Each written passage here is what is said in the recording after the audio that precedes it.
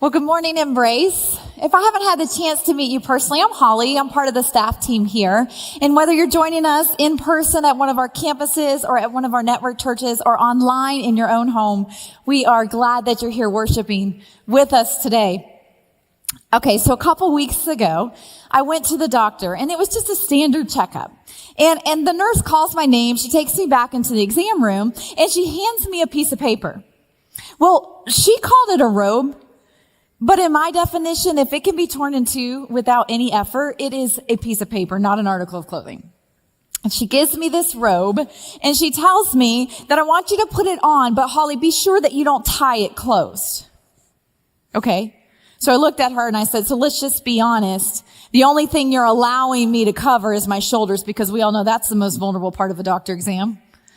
Anyways, she didn't think I was funny. And so she said, I'm going to step out. The doctor will be in just a minute. Go ahead and put that robe on. And don't forget, don't tie it closed.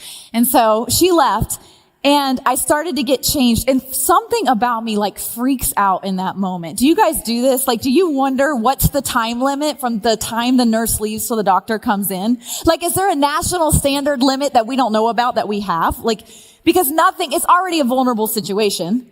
Right? Now, what would be worse would be that doctor walks in before you're ready, right? I mean, that sounds horrible. And so I kind of freak out a little bit. I always spend time thinking about that before I go to the doctor. Like, oh, I'm going to wear slip-on shoes. I'm going to wear some joggers because we're going to make this quick, you know? And so anyways, I did it though. I made it, and I hopped up on the exam table in my paper robe, and I was waiting on the doctor. The doctor walks in a few moments later, and she looks at me and she goes, I'm going to need just a few minutes to read your chart because you haven't been here in a while. Okay, I feel like that sounded a little judgy, Karen. But whatever. She starts reading my chart, and a few moments in, she goes, oh, you turned 40 this year. And I'm like, yep, turned 40. She keeps reading, and after a few minutes, she rolls over on her little stool to the exam table. And she says, you know what? I think we're going to need to get you tested for a couple different cancer genes. You've got early onset breast and early onset brain cancer in your family. We need to go ahead and get you tested for those. Oh, and since you turned 40, you need to have your first mammogram. So I'm going to go ahead and order that as well. And then next year when you come, Holly, we're going to talk about getting a colonoscopy, because you really should have one of those as well, because your grandfather died of colon cancer. I'm sorry, he didn't die. He had it. And I sat there. I was so stunned. What the heck just happened? I mean, she hadn't even started to examine me yet, and all of a sudden, I got to get tested for the 2 different cancers. I got to have a colonoscopy soon. I have to have a mammogram. What is going on? The last time I was in here, you talked to me about birth control and whether or not I want any more babies. I mean, I turned 40, not 90. And when I left the doctor's office that day with all these referrals in hand, mind you, I remember in that moment, I began feeling an emotion that has become a frequent flyer for me in 2020. I began feeling so uncertain. In fact, I texted my oldest sister and I said, hey, did you get tested for these cancer genes? And she goes, no, why would I want to know that? And I'm like, well, I don't know. Do we not want to know that? We don't want to know that? We don't want to do that? My doctor told me I needed to know that. I don't know. Do I need to know that or not? And if I don't know that, am I being irresponsible? Am I somehow harming my family by not knowing? I mean, I didn't even know what the heck just happened, nevertheless what my opinion about any of it was. And that's the way I feel about a lot of things that are unfolding in our world in 2020. Mask or no mask? Do I send my kids to school, or do I do virtual schooling?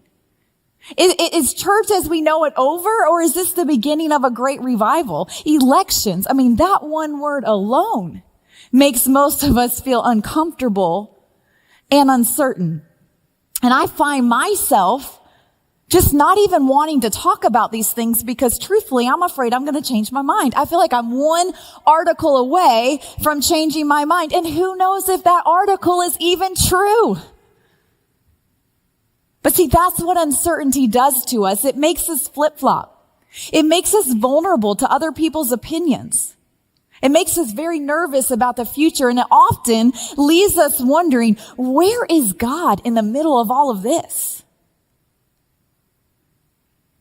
And I'm sure that we've all felt a certain level of uncertainty in 2020, but maybe you're here today and you would say, Holly, yes, those things can be nerve-wracking, but truthfully, I've got things in my own personal world that are much scarier and much more painful than election predictions or some mean people on Facebook. Maybe you thought that God was going to bail you out financially. And you know that if you don't figure something out this week, there will be a tow truck in your driveway by next weekend, repossessing your car. Or maybe you're in a terrible custody battle and you don't know if God's going to pull through. You don't know if he's going to help you protect your child. And your heart is filled with disappointment, confusion, and uncertainty.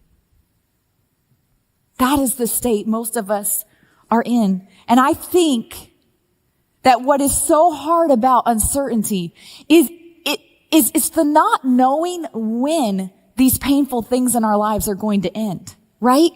Because if we knew the end, we could gear ourselves up, we could push through. But when we don't know how long our dad is going to be sick, or how long we're going to keep running out of money before the next paycheck gets here, or how long this pandemic is going to keep us from being physically present in our world. That's the hard part. What do we do when what we thought was going to take weeks is taking now months and years? How do we do that? How do we keep up with the schoolwork for the kids? How do we keep paying the bills? How do we keep performing at our jobs when our lives feel enveloped by uncertainty? How do we keep moving forward in an uncertain world? For me, it was encouraging to know that we're not the first generation to go through this. I mean, in the world of just darkness winning, evil winning, in 1939, World War II began. It killed an estimated 70 to 85 million people. In the world of pandemics, in 1918, the Spanish flu broke out. It killed an estimated 70 million people. And in the world of politics, in 1814, our nation's capital was burned to the ground. And in the world of our faith, for those of us who are Christians, in AD 33, Jesus himself was crucified. And that's what I want us to talk about today. I want us to look at the day in history that Jesus hung on that cross and he breathed his last breath. The day in history that uncertainty hung like a dark cloud over humanity, darker than it's ever hung before or ever since. And see, if you've been a Christian for some time, then you know that that was the plan all along. See, it doesn't seem like a big deal to us because that was the plan all along, for Jesus to come, for him to be crucified, and then for him to rise again. But what we so often forget is that his early followers, his first followers, they didn't know this. Or at least they didn't understand this. See, in their mind, he was supposed to overthrow their corrupt government. He was supposed to expose their leaders for their oppression. But Jesus didn't do that. Instead, he was nailed to a cross and he hung there until he breathed his very last breath, just like any other human would do. And it was all over in that moment. And it left those people who had put their hope in him wondering, was he God or wasn't he? It left them with so much confusion, so much disappointment, so much uncertainty. That was the state of humanity on that day in history, and I believe it's the state many of us are in today. And I want us to look at the responses of his very first followers, some of their responses to this uncertainty, because I believe in it, we will learn how we can move forward, how we can keep living and keep taking steps forward in uncertain times. There's this guy named Matthew. He was an eyewitness to Jesus' life. And Matthew tells us that prior to Jesus being crucified on that cross, that a few events happened. He says that Jesus was arrested and then he was tried and beaten. Now it's important for us to know that while those events are happening, Matthew makes a point to tell us where Jesus' closest friends were, himself included. He kind of indicts himself, but he makes a point of telling us that his closest friends, Jesus' disciples, during this time of arrest and being tried and being beaten, that they all left him, that they all fled, that they ran away, that they abandoned their friend. And it's easy to kind of judge them for their reaction. But think about it. Don't we often do that? Isn't it easier to run when we feel like the death of something is coming? Maybe the death of a relationship, maybe the death of a job. So often it is easier to run than to push through the pain of what we feel might be coming. That's what the disciples did. And I don't blame them. I've done that in my own life. But I want us to learn today a more productive way to respond to uncertainty. And we're going to learn this through a lady named Mary Magdalene. Now, it's important to know that this isn't Mary, the mother of Jesus, okay? This is another Mary, but she was also an eyewitness to Jesus' life, and she was an early follower. And now, if you remember last week, if you were here, Pastor Adam, he talked to us about reading through the Gospels. You guys remember that? And as he was talking to us about that, he said that he had done a study on Mark, who wrote one of the Gospels. And in Mark's book, he makes a very clear point to tell us exactly where Mary was at during Jesus' death on the cross, during his burial and his resurrection. This is the exact same time his best friends are abandoning him. Mark makes a point to say, but look at where Mary was. At the cross, it says that there were some women that were watching. And they were watching from a distance. And among those women were Mary Magdalene. And then after Jesus died, they took his body and they prepared it for burial. And then they put his body in his tomb. And Mark tells us that Mary was watching exactly where Jesus was laid. And then on Resurrection Sunday, which Mary had no idea it was Resurrection Sunday, but she knew where her Jesus was laying. She was the first person up, the first person in the world. She was up at the crack of dawn and she went straight to Jesus' tomb, the first person to be at his tomb. See, Mary didn't run. When she was unsure about her future, when all of her circumstances seemed so uncertain, she didn't run. She didn't take the next flight out. She stayed and she never took her eyes off Jesus. Mary reminds me a lot of parenting here. How many of you can remember, or maybe you have little kids right now, and you remember the days when they were learning to swim, but you wouldn't classify them as good swimmers yet? You know, they're not at the stage where you have to have a life jacket on them and you have to be holding them at all times, but you really can't get too far away from the water, you know? So maybe your kids are in the water swimming and you're standing on the side of the pool. And maybe you can have a conversation with a friend, but you might be listening to your friend, but your eyes are focused on those kids at all times. I mean, your eyes are locked in and watching your kids. I've got 3 kids, so my husband and I, we would just sit there and count heads over and over. 1, 2, 3, 1, 2, 3. Okay, we're talking to each other, but we're really counting heads, right? You guys remember those days? Excuse me. So I remember doing this with my children and just counting their heads. And then I remember the day that my youngest, I could actually classify her as a good swimmer. And I remember that day because it's one of the best days in parenting life that I've ever had. I mean, I remember I took a magazine to the pool, a People magazine to the pool. I sat in a lounge chair. I reclined in the chair and I read the magazine and I wasn't freaked out. I mean, I felt like I had reached a whole nother level of luxury, something that I hadn't felt in over a decade. Any parents remember the day that you could be around your children in water and not feel freaked out? It's a wonderful, wonderful day. And if you're not there yet, don't feel bad because what? People are not there yet. It's okay. Hold on. But the problem is, and this is, I'm going to help you. I'm going to tell you something. So don't feel jealous because here's the deal. What people didn't tell me was that in just a few years, I would be right back into my eyes focused on my child at all time stage. Nobody told me this. Nobody told me this, except for this time, it isn't water that freaks me out. It's the opposite sex. And then guess what? Unlike water, the opposite sex is everywhere. I mean, it's everywhere. And so you're freaked and you got your eyes focused at all times. My husband, he just probably 3 weeks ago, took our 2 teenage boys on a work trip with him. Now, my teenage boys, they tried to play it off like, oh, okay, sure, Dad, I'll go on a trip with you, twist my arm. And anyway, so they acted like that. But I knew deep down that they were very excited about this trip. And how I knew that they were playing us is because I checked their phone.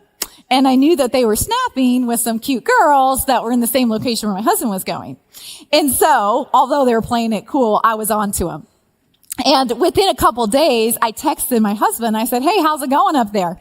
And he texts me back and he goes, okay, basically, I've spent 2 days faking like I'm working so the kids don't pick up on the fact that I'm watching every single move they make. I'm like, I'm serious. Like, that's the way it is. We used to count heads. Now we count hands. I want to see 2 hands for everybody at all times. Right? We teach a small group with 15 teenage kids every Wednesday night, and my husband and I have both mastered the art of counting to 30 while we're talking about Jesus. I can tell you how many hands are in this room right now. Just kidding. I'm kidding, but that's what we do. You keep your eyes on them. We're keeping our focus on those teenagers. We are not letting them out of our sight, and that is exactly what Mary was doing. That's what Mark is trying to tell us, that when everything was caving, with every twist and every turn of her circumstances, when her foundation was crumbling and her future looked so unsure, that Mary kept her focus on Jesus. She didn't take her eyes off of him. And if we are going to move forward in 2020, if we are going to move forward in such uncertain times, we have got to keep our eyes on Jesus. And how many of us, if you're like me, do you often run to things that intensify your uncertainty rather than help calm it? Instead of running to Jesus, you run to Facebook or to debates or to the news, things that are only creating more angst in us about tomorrow. You know, so many of us, and we should be, I'm not underestimating, we should be very careful to take care of our physical health right now. But so many of us are taking every precaution physically while simultaneously letting our souls die. What if we started giving our souls the same care that we're giving our physical bodies? What if we started realizing that every decision that we make has a soul cost, and that matters to me? And I'm going to weigh that out, and I'm going to decide if I want to make this cost for my soul. See, the really cool thing is that if we can keep our eyes on Jesus, we won't need nearly as much certainty to be at peace. We don't need certainty to have peace in our hearts when we've got our eyes focused on Jesus. I remember this story. I'll never forget it. There was this man who was looking for a clear answer on how to best spend the rest of his life. He couldn't find this answer, and he was frustrated because he had been looking and couldn't get any clarity. He had been praying about it. And so what he decided that he was going to do was he was going to go to India, and he was going to spend some time working with Mother Teresa, hoping that she would help him find this answer, how to best spend the rest of his life. And so he did just that. He went on a plane, he got to India, and he began working there. And one day he asked Mother Teresa, he said, would you pray for me? Mother Teresa said, of course I'll pray for you. What would you like me to pray for you about? He said, would you pray that I have clarity on how to best spend the rest of my life? Mother Teresa firmly said, no, absolutely not. She said, I have never had clarity in all of my life. What I've had is trust. And so I'm going to pray that you have more trust. We need more trust, not clarity. More faith, not certainty. And the only way to increase our faith, to increase our trust, is to keep our eyes on Jesus. You see, trust is simply a byproduct of knowing Jesus. So you want to trust him more? Simply get to know him more. The more you know him, the more you trust him. And maybe you're here and you're saying, okay, Holly, all that sounds great. I got to keep my eyes focused on Jesus. But how does that work Monday through Saturday? How does that work in the busyness of life and the stresses of life? Maybe your mind right now is just so consumed with how your business is going to innovate during this time. Right? Or maybe your mind is just worried that your marriage isn't going to make it through this. There's so much swimming up there. There's so little space for Jesus.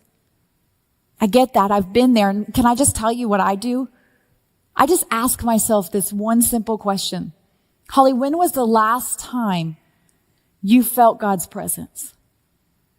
And I make myself answer that question. When was the last time I felt a calmness come over me that I knew wasn't from me? Or when was the last time I felt a gratitude well up inside of me, or a peace that just simply said, shh? When was the last time I heard a pastor speak and I got goosebumps because I knew God was speaking directly to me? Or when was the last time I was worshiping and I became so overwhelmed with emotion because I knew those promises were for me? Those are all ways that we feel the presence of God in our life. So ask myself that, and I just go back there. I just start there. I don't know, God. My mind is so busy. I don't know how to get it focused back on you. I just go back to that moment. When did I last feel God's presence? And I start there. Maybe that was in your car with some worship music on. Do that. Maybe that was when a girlfriend prayed over you. Pick up the phone, call the girlfriend, ask her to come back over and pray over you. Maybe that was when you were in a church building with other believers and you were worshiping together. I know some of us absolutely cannot do that right now for physical reasons and health reasons, and I honor that. But those of us that are not in this building or a church building because of convenience, I just encourage you, come back. Come back. I feel that too. I would much rather watch church and be at church in my pajamas and my slippers, but just wear them. Just come here in pajamas and slippers. We will not judge you. Just come back. But most importantly, ask yourself the question, when was the last time I felt God's presence? You know, if you have a pen or your phone, either one, would you just pull it out? I want you to ask that. I want you to answer that question. And just take a moment to really think about that. Have I ever felt God's presence? And if I have, where was that? When was that? And just write that down. I'm going to give you guys just a moment. Just write that down.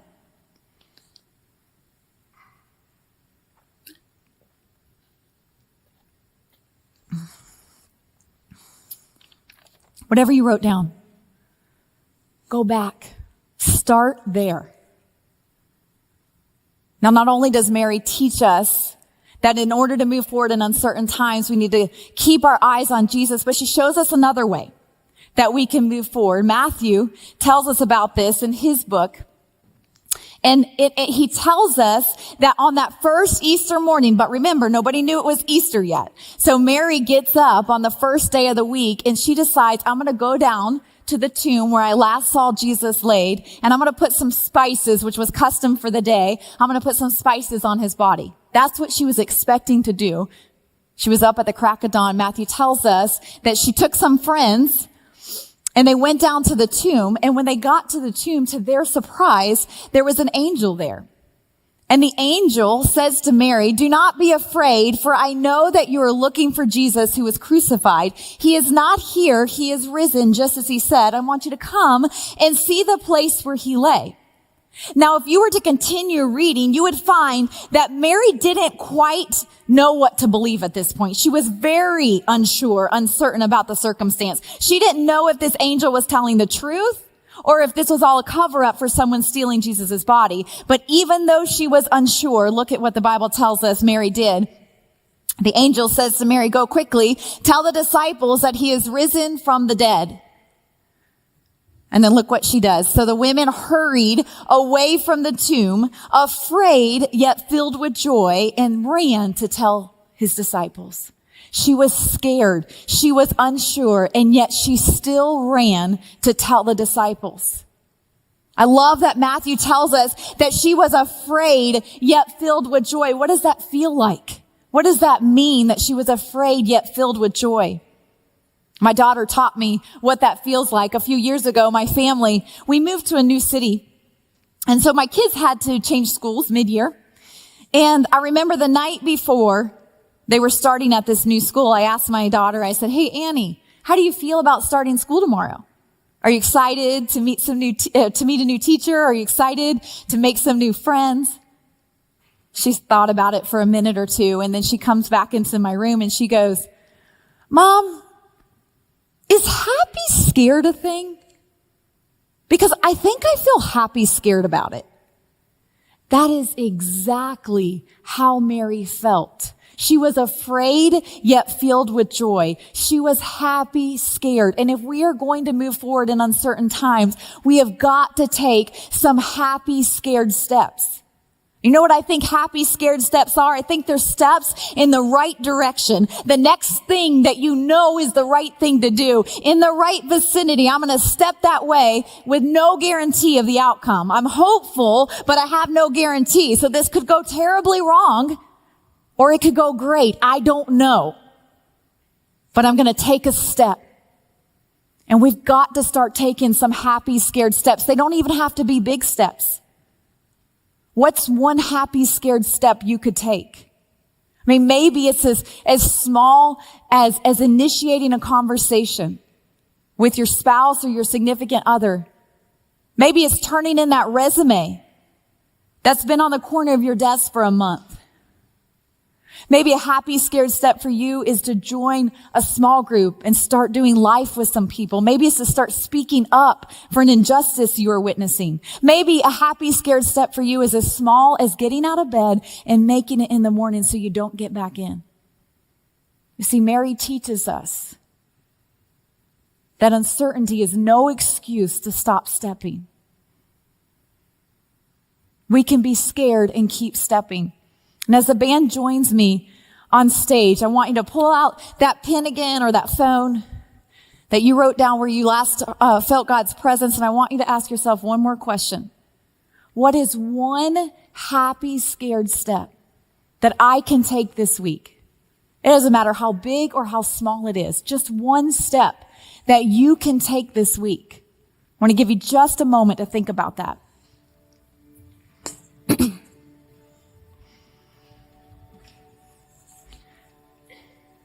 Whatever you wrote down, I'm going to pray you have the courage. You can be afraid.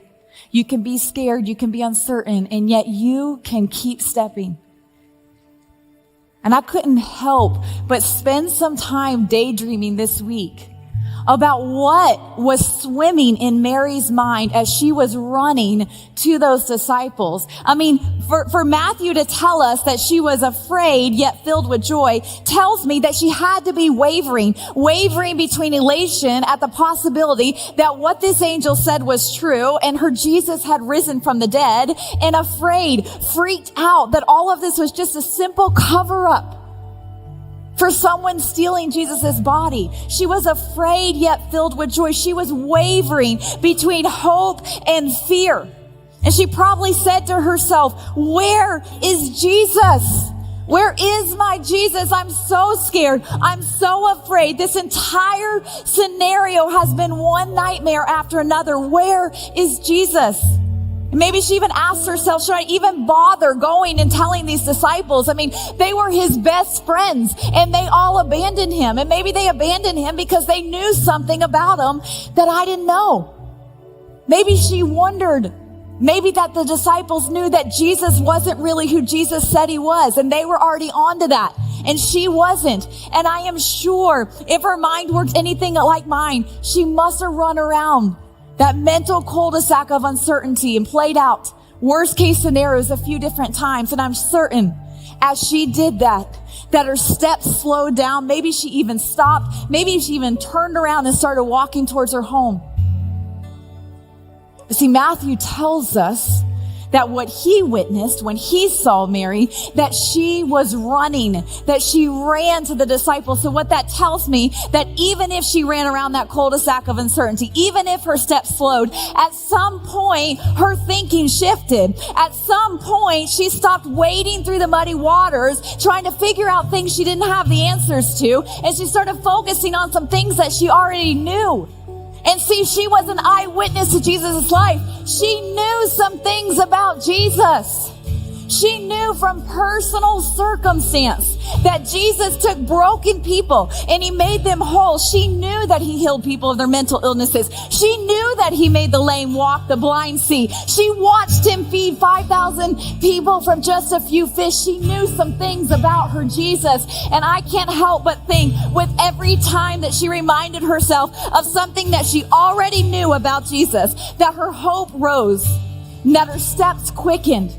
And she started running to those disciples when she stopped focusing on her uncertain circumstances and she started focusing on what she already knew, who she already knew. And she knew Jesus. And if we are going to move forward in 2020 in a time that is so uncertain, that is a world that is throwing things that cause angst and fear in our lives, we're going to have to stop focusing on our uncertain circumstances and start focusing on our certain Jesus. He is certain. His goodness over us is certain. His protection over his people is certain. He told us that these things are going to happen in this world, but listen, don't be alarmed. I've overcome this. I've defeated this. I defeated the grave. I will defeat the problems in your life. He is certain. His goodness is certain. We don't need certain circumstances to move forward. We need Jesus. We need Jesus. Pray with me, Jesus. We need you. There's power in your name. And Jesus, we speak your name, your certainty, your healing, your peace over all the circumstances that are represented. And anybody sitting at a campus today or online or at a network church, we speak Jesus over fear. We speak Jesus over anxiety. We speak Jesus over financial difficulty. We speak Jesus over relational fallout. Jesus, we need you. We believe that you are certain, that your goodness is certain, and that 2020, with all of its issues, with all of its uncertainty, does not get to win in our lives. It does not get to win in our souls. We believe that with you, we will continue to advance the cause of Christ. We will continue to reach the next person for Jesus. We will continue to advance the well-being of our families. We will continue to advance the peace in our souls because of you and your name, Jesus. Jesus. Amen.